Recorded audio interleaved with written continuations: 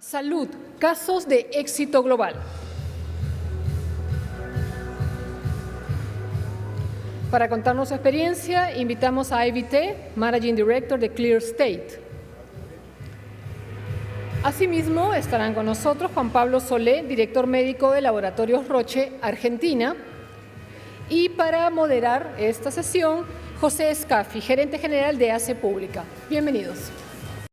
First and foremost, I would like to thank IPAE for inviting me to present in today's event. I'm delighted to be here and to share my views on the future trends that will shape healthcare landscape over the next decade and the opportunities and challenges that exist for healthcare industry players and the impact it has on medium development country, especially Peru. Firstly, let me start by saying,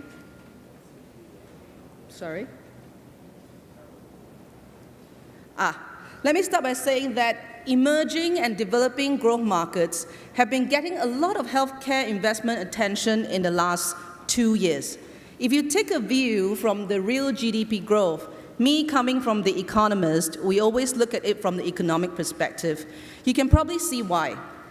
While developed markets such as US, EU, Japan are either going on a decline or remaining fairly flat in terms of growth, and the world's second biggest economy, China, is facing strong economic headwinds, smaller emerging growth economies and regions are shifting towards a more balanced growth and starting to attract investment attention from global healthcare investors.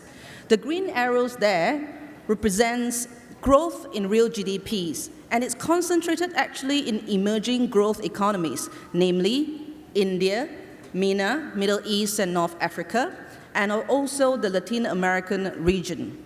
Latin America has recovered from its worst recessions in the past 2 years, where main markets like Brazil are slowly showing signs of recovery.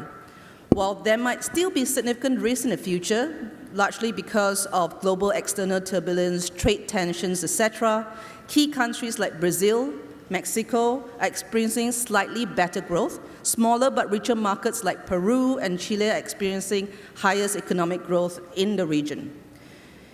It is therefore important for me to talk now about the impact of this economic growth specifically to healthcare. If you look at specifically healthcare, there are major global trends that are reshaping healthcare delivery across the globe. Because of that, the healthcare landscape in the next 10 years will definitely change dramatically and will no longer be the same as it is today. And to understand and know how to preempt these changes are critical for healthcare industry players like pharma companies, medtech companies, hospital providers, institutional investors to navigate to increasingly complex and rapidly evolving healthcare landscape. While we all know that health is driven by healthcare, it is also driven as much by anything that is not healthcare, particularly social and demographic factors, economic and commercial dynamics, politics and regulations, and definitely technological factors.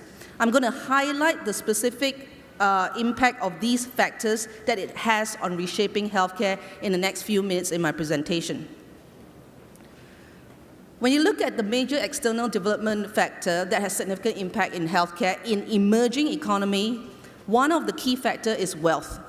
The rise of the middle income class is a trend that serves to drive demand among a nation's population that can increasingly afford and demand for better health services. In Latin America, more than 50 million population have worked their way up the social and income ladder in the past decade to become what we call the middle income class, an increase of over 50%. Almost 1/3 or 30% of Latin Americans' households are now considered to be middle class. Brazil and Colombia's middle class growth are the fastest in the region in the last decade, while smaller, richer nations like Peru and Chile are the region's what we call top middle class advocates. Next, interesting trend or factor of healthcare reshaping is longevity. When you hear about aging population, one will quickly assume that it is a phenomenon that impacts only developed countries like Japan, US, and Europe. The truth is, it afflicts both developed and developing nations alike. So when you look at these two sets of pyramid graphs, representing female and male population for less developed nations on my right here, and developed nations on the left in the year 2013 to 2050. You can see that the shape of the graphs, where the pyramid shape in 2013 will become more and more rectangular by 2050, affecting both developed and developing nations alike. So in 2013, it is estimated that 524 million population will be aged 65 years and older, which is 8% of the population of the world. By 2050, this number is expected to triple to about 1.5 billion population, representing 16% of the world's population. So although most developed countries have the oldest population profile, the vast majority of older population and the most rapidly aging population are in the less developed nations. So if you look at these graphs here, most developed nations like France and Sweden take decades to adjust their changing age structure. France took 100 years for the share of their aged 65 years and above to double from 7% to 14%. In contrast, developing countries like Peru and Brazil, this will happen faster in a steep line, which means that most of the aged population will double within just one single generation, instead of centuries like in the developed nations. So there are multiple challenges in managing aging populations in a developing country or emerging market. I'm sure most of you have heard of the phrase, growing old before we grow rich. So the result of aging demographic is the advent of what I call chronic conditions or non-communicable diseases, heart diseases, diabetes, cancer. Globally, chronic conditions or NCDs, non-communicable diseases, are becoming much more prevalent. It forms the main bulk of the world's disease burden. NCDs account for 65% of deaths and 54% of total disease burden globally. In developed countries, the bigger bar chart on my right hand here, NCDs is the majority of disease burden with 85% of total disease burden. Latin America, you can see from Brazil, Colombia, Peru, etc., NCDs, it is similarly trending towards NCDs disease, having high NCD disease burden. While not really at the same level as developed countries, you can see that across all the Latin American countries, NCD is already over 60% of disease burden. Peru, nearly 64%. Brazil, 70%, and nearly 80% in Argentina and Chile. And yet in Latin America, the red bar there represents infectious disease. Infectious disease still remain a concern with sporadic outbreaks such as dengue, but also major outbreaks such as what was experienced in 2017 Zika virus. What does that mean to the cost of care? When you start looking at the progression of NCDs or non-communicable diseases by disease stage, from awareness, prevention, to treatment, and to management and monitoring, over the course of care, a worrisome trend emerged. You see that as active NCD manifests, cost starts to escalate and account for a disproportionate share of healthcare expenditure. Poorly controlled chronic conditions is expensive to treat, it's long-term in nature, and it's very, very expensive because of likelihood of comorbidities. So let me share with you some stark numbers. In the US, it is estimated that 1% of the population accounted for 20% of healthcare expenditure, and 86% of healthcare spending was for people with one or more chronic conditions, which means that 20% of the population aging with NCDs generate 80% of the cost. This trend is likely to be very similar in developing nations as well, while the only difference is that in developing countries, many chronic conditions go undiagnosed each year because of low access to healthcare and the lack of awareness. So with the escalation of costs led by ballooning of disease prevalence like non-communicable diseases, who bears most of the cost? If you look at this chart, that represents public and private healthcare spending. The red bar represents public spending, and the gray bars represent private healthcare spending. It is an excellent way to illustrate how much of healthcare contribution and funding is going to be borne by the government. The red bar shows that general government expenditure dominates funding of healthcare across key Latin America countries. So it accounts for over 60% of healthcare spending in all these countries except for Brazil, while out-of-pocket spending and co-payment via private health insurance, etc., represents the remaining 40%. So you can understand how challenging this issue is. Aging and escalating NCD has on healthcare funding and the strain on the healthcare systems across Latin America, because it is highly disparate and highly unequal currently.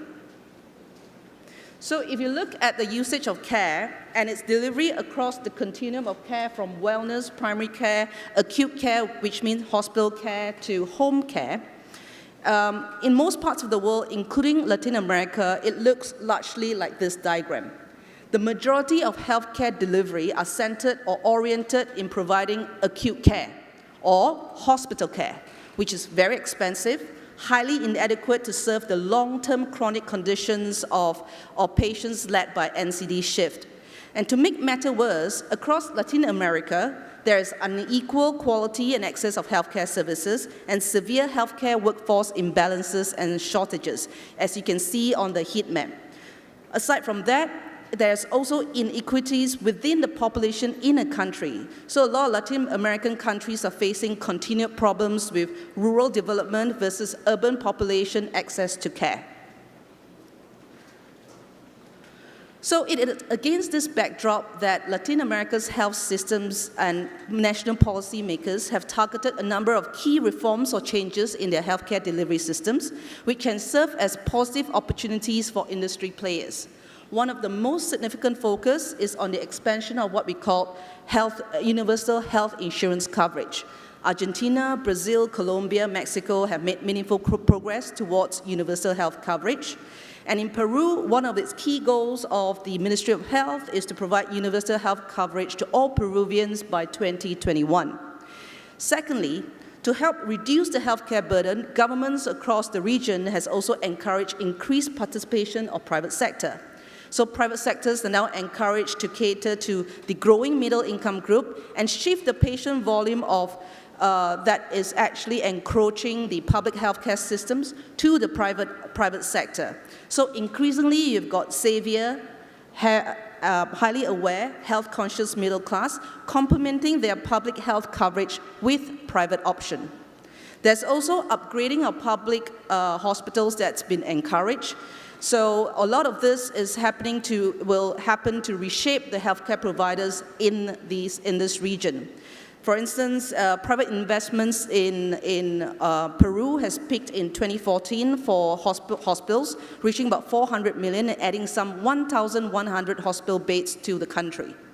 But it is important to highlight that while emerging markets have positive opportunities, there's also significant challenge, and mostly it's because of the disparity level of care. There's definitely still major funding challenges to universal healthcare, resulting in huge deficit in the system. Most countries in Latin America face constraint, and they have reduced healthcare budgets as well as implementing cost control or cost cuts in drug and treatment pricing. There's also huge medical manpower challenges in Latin America.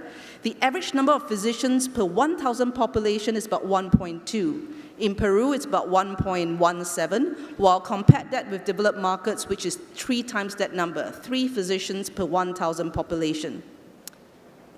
So let me share with you some of the initiatives that we've observed or models that we've observed in the shift of care in developed markets like Europe and US that developing nations like Peru can actually emulate. First model is a shift from sick care that is reactive to preventive care and self-care. This paradigm shift to proactive long-term intervention for disease management helps to keep patients out of the acute setting and decrease overall healthcare spending, and also, more importantly, improve quality of life.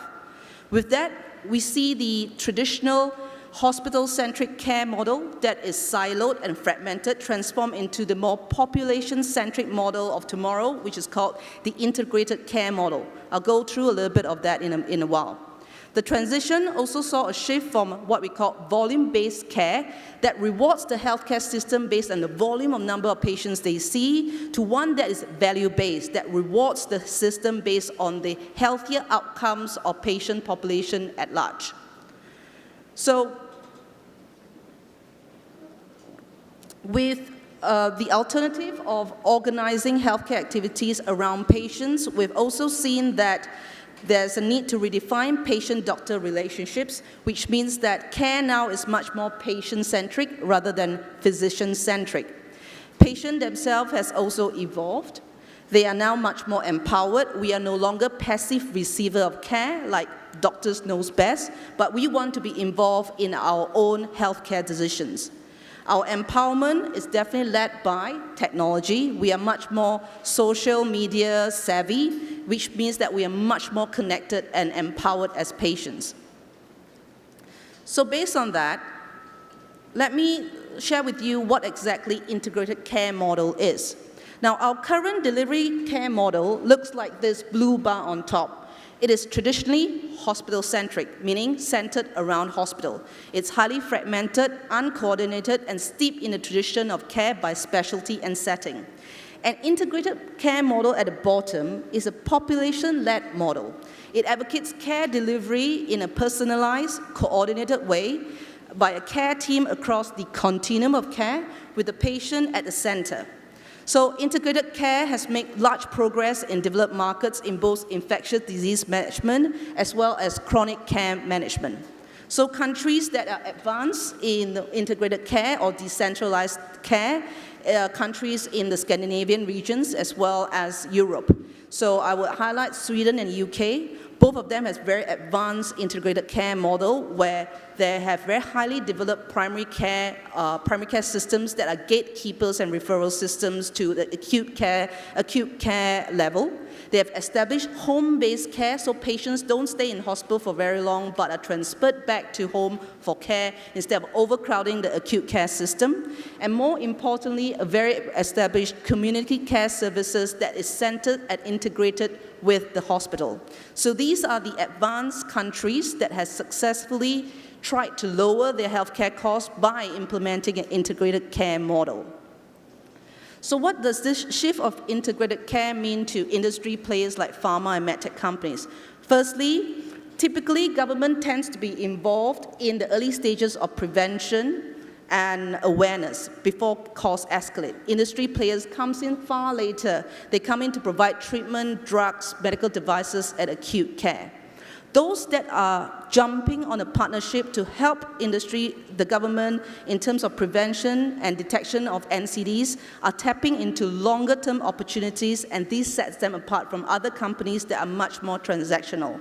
Example would be a company like Sanofi that has been doing very successfully evolving their business around integrated care by building a full suite of solutions around its product. In addition to its core product, it created wellness program, improved diabetes education to at-risk population, integrated dosing with monitoring, etc.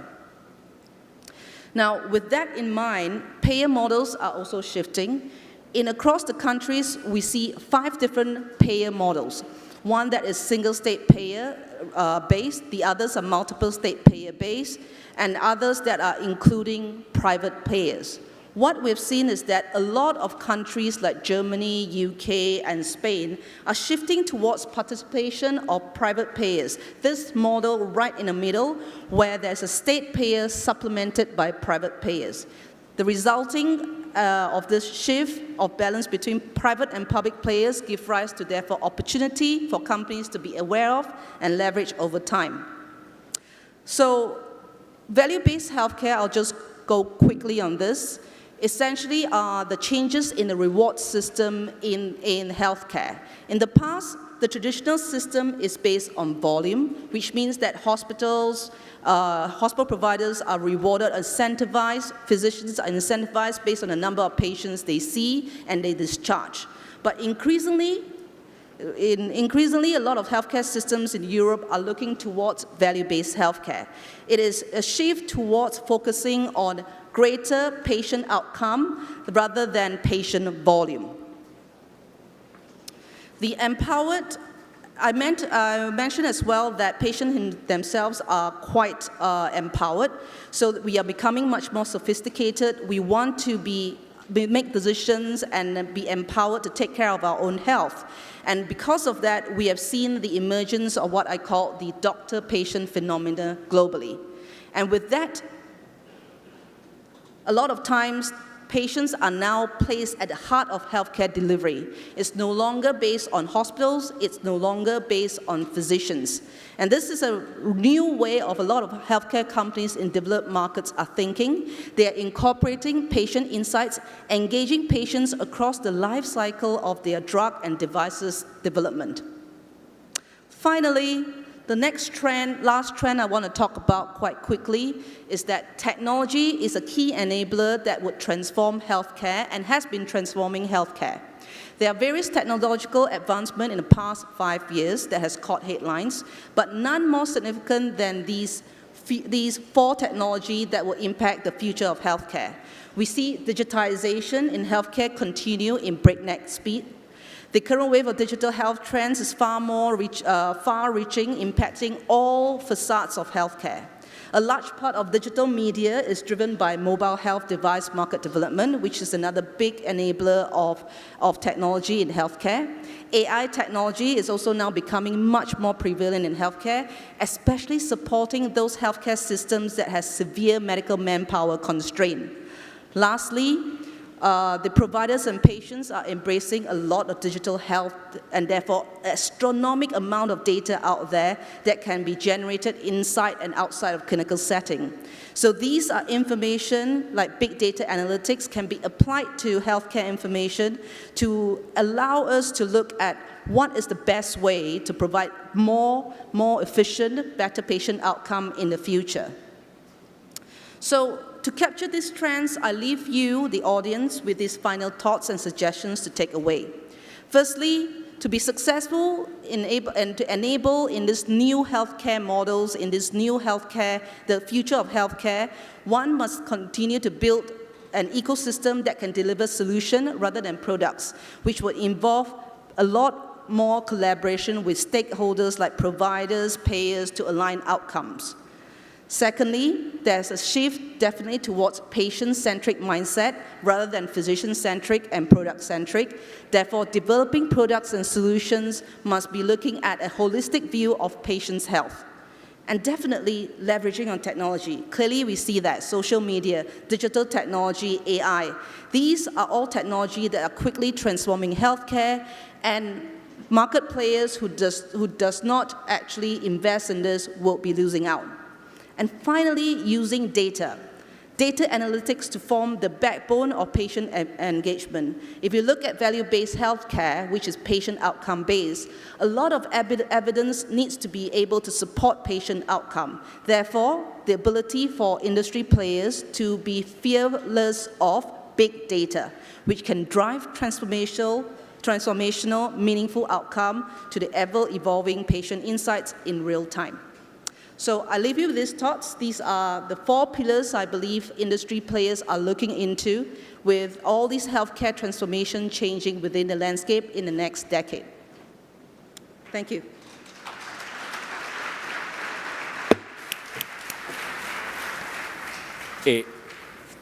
Muchas gracias, Ivy. Antes de pasarle la palabra a Juan Pablo, ustedes tienen una pregunta en el sistema para que la respondan. En una palabra, ¿cuál es el principal reto que enfrentará el sector salud para adecuarse a la transformación digital y utilizar tecnología en la mejora de la calidad de vida de la gente? Juan Pablo. El principal desafío que hay es cambiar la mentalidad. Debemos cambiar totalmente la forma que estamos pensando en la medicina hoy. Creo que la tecnología viene a jugar un rol fundamental, a ayudarnos a tomar mejores decisiones basados en datos, como comentaba Ivy, esto va a traer mayores eficiencias. Estamos hablando de tomar mejores decisiones para mejorar la salud de la gente y para poder, como voy a hablar en un ratito, personalizar los tratamientos y hacer más eficiente el sistema de salud. Con lo cual, una de las principales características es reconocer el valor y el rol que va a jugar la tecnología en la medicina, que significa mejorar la salud, mejorar la eficiencia de los tratamientos. Hay que entrenar a los médicos, capacitarlos para que estén a la altura de las circunstancias y además hay que, como comentó ya Ivy, hay que, en colaboración público-privado, ver las mejores formas de fondear esta tecnología y pensar con objetivos comunes en estrategias un poco más innovadoras, basadas en los resultados y no tanto en el volumen, como hablaba Ivy, lo que se llama reembolso personalizado, que no es otra cosa que pagar según el resultado. Si la tecnología ofrece un resultado, se paga, y si no, se ofrece un descuento o no se paga.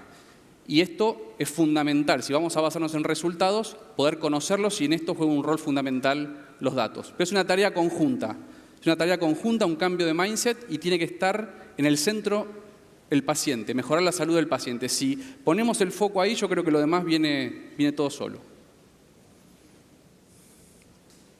Muy bien. Bueno, yo tengo el placer y el desafío de contarles qué es la medicina personalizada en aproximadamente 8 minutos. Así que vamos a empezar.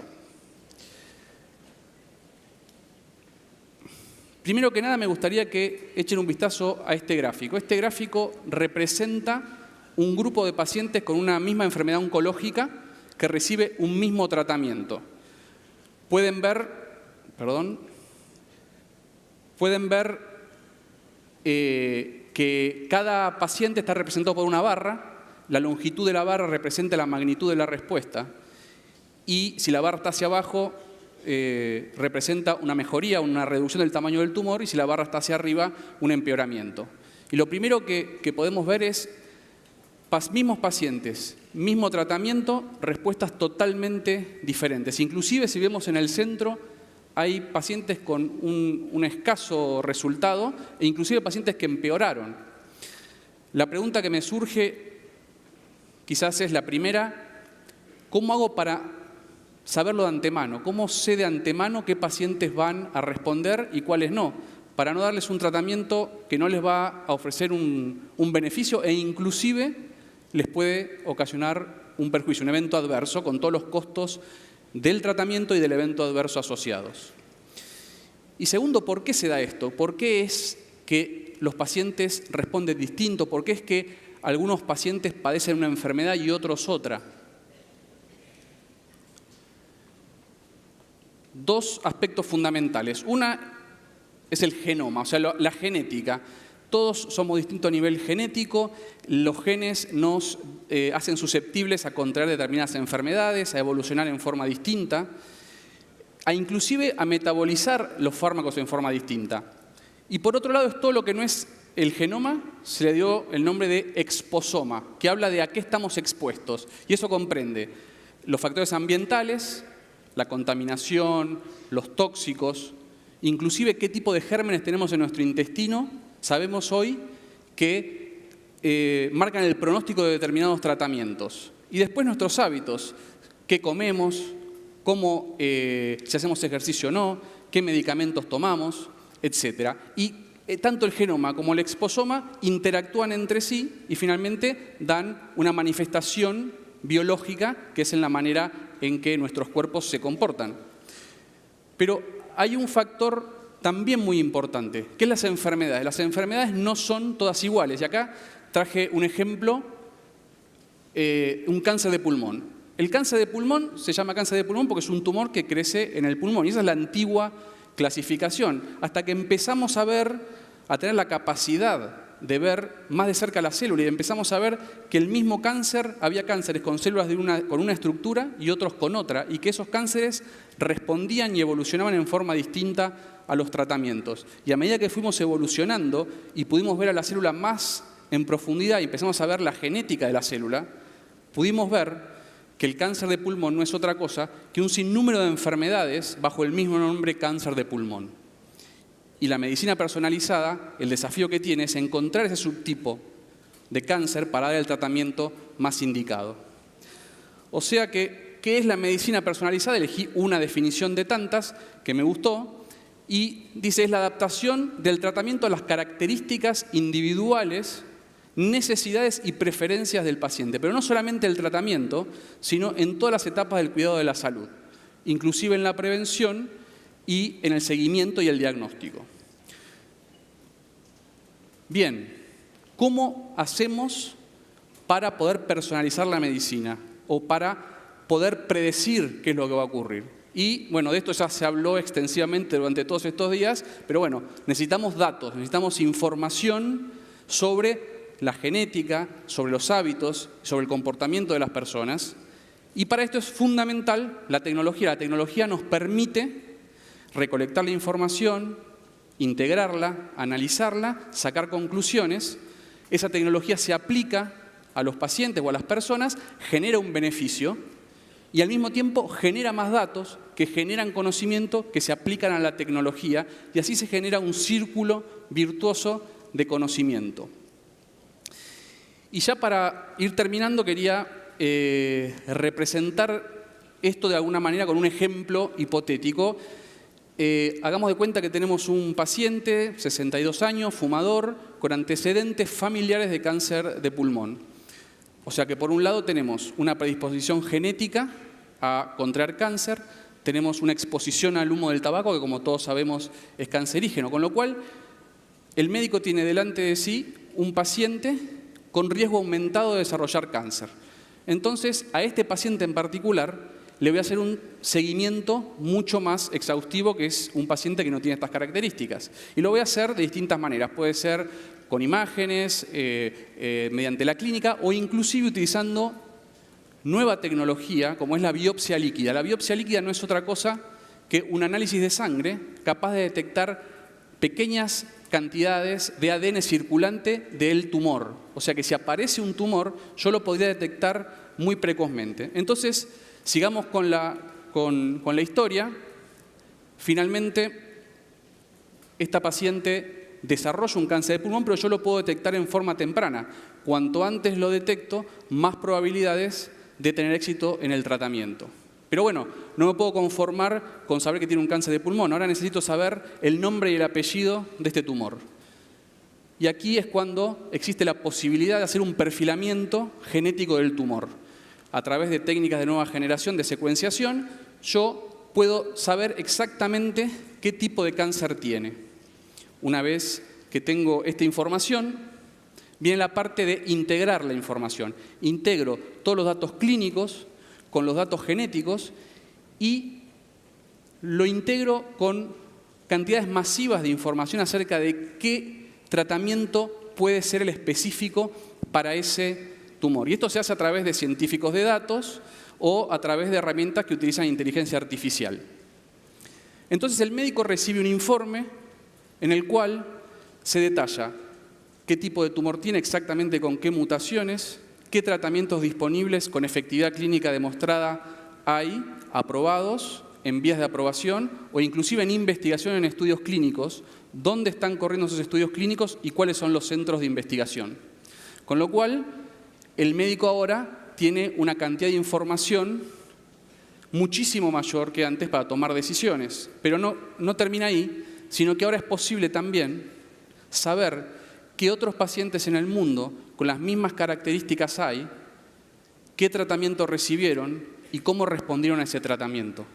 Con lo cual, con toda esta información, el médico ahora es capaz de, y me gustó este dibujo donde está el médico con el paciente, porque también el paciente va a ser parte de la decisión, porque inclusive se puede agregar a todos los algoritmos de decisión las preferencias del paciente. pueden desarrollar y pueden tomar un tratamiento mucho más personalizado. Es decir, el tratamiento adecuado para el paciente indicado en el momento indicado. Y esto es la medicina personalizada. Muchas gracias.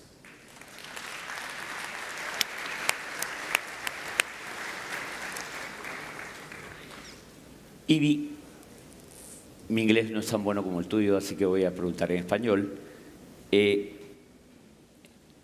camino tiene que recorrer un país como Perú para pasar de ese modelo centrado en el hospital, liderado por los médicos, basado en cantidad de atenciones, a uno centrado en el cliente, liderado por él y basado en el bienestar del paciente?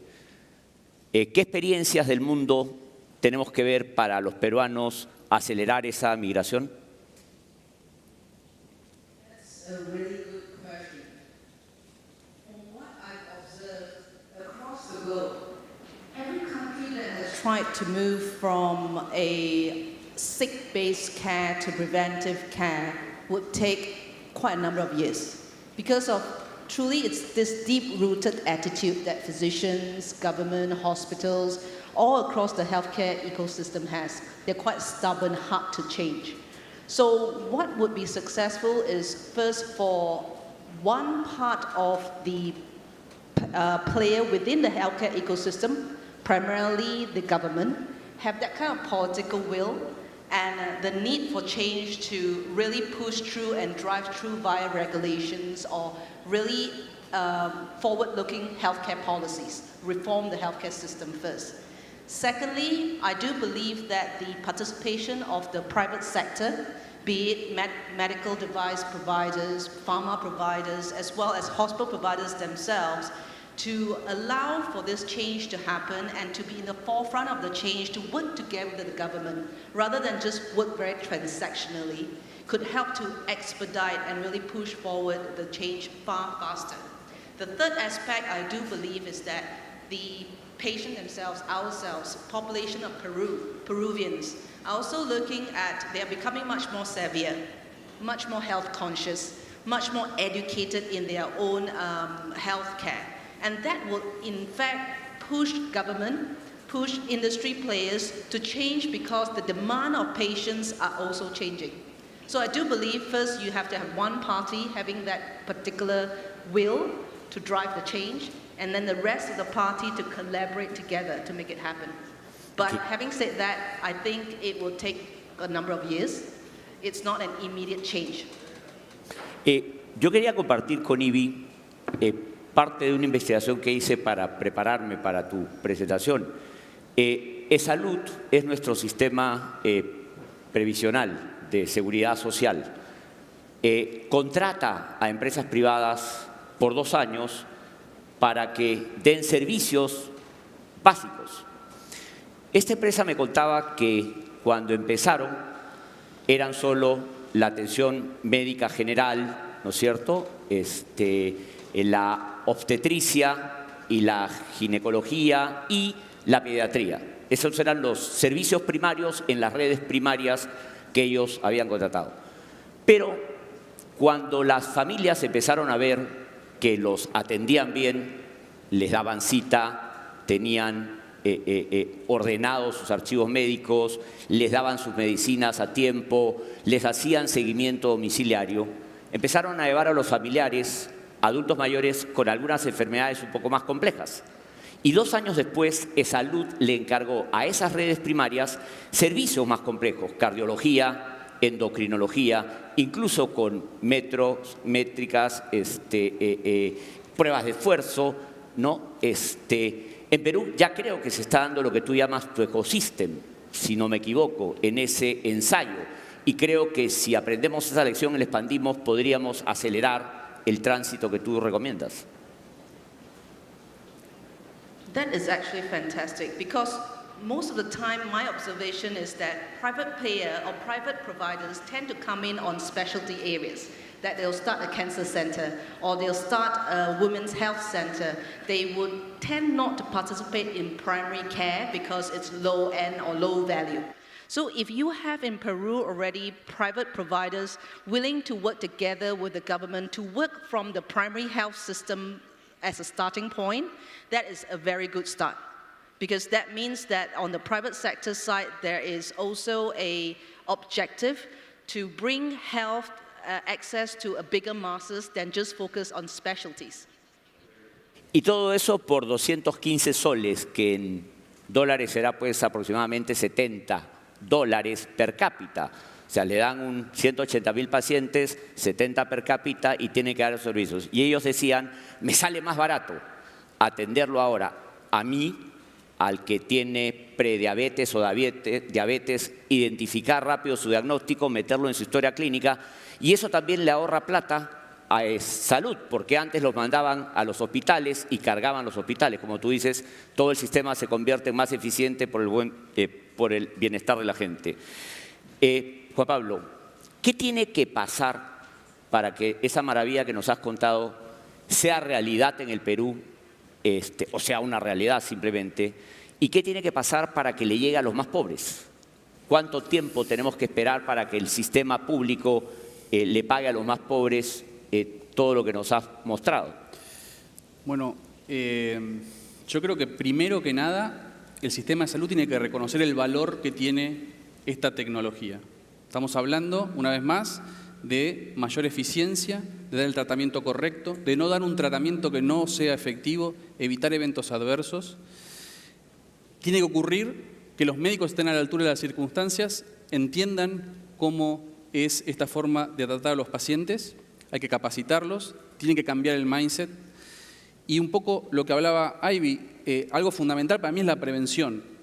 Si uno trabaja en prevención, los ahorros, ahí hay una oportunidad enorme de ahorros, disminuyendo el número de internaciones, disminuyendo la aparición de enfermedades. Y ahí también la tecnología juega un rol fundamental y la personalización de la prevención también, con el monitoreo remoto de los pacientes, etc.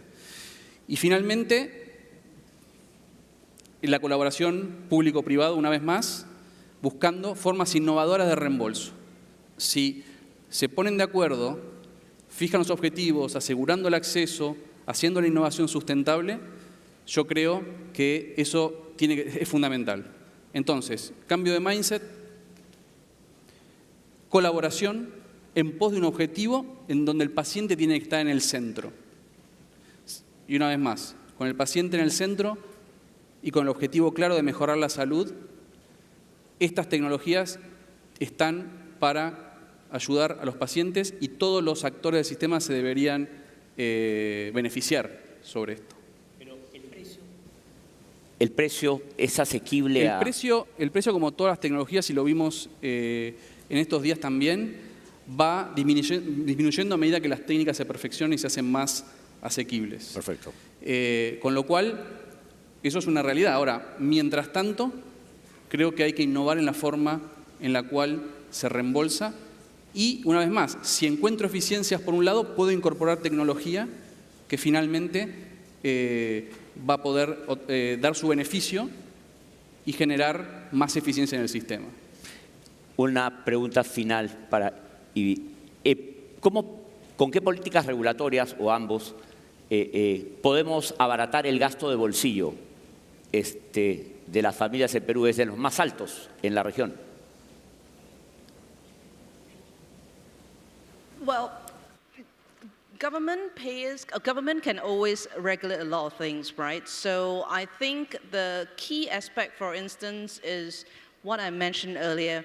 The reward system of the healthcare system needs to start to change, meaning that government could regulate in a way that access of care to Peruvians has to be based on the outcomes rather than based on volume.